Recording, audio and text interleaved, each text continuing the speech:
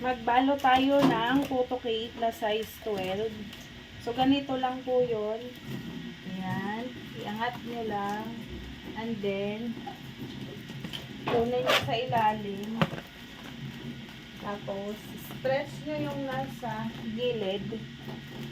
Kasi, para hindi siya ganun kabuhol-buhol ba. Para hindi buhol-buhol, guys. At ulitin nyo na lang kasi, syempre, mas gusto natin yung ating pagkakabalot ay matibay. Baka kasi mabutas pag isang ano lang. Isang ikot lang. So, ganito.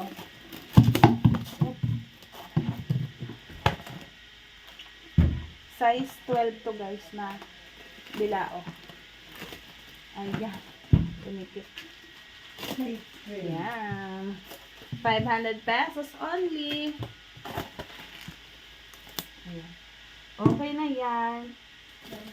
Okay na to. O, diba? Yes! Ganyan lang magbalot ng ano guys. Hindi siya ganun ka perfect kasi nga ay baka mabutas. Ayoko naman na tinipid natin yung ating pagbalot tapos mabubutasan natin yung kakanin. So, ito lang muna. Tingnan natin guys. Oh.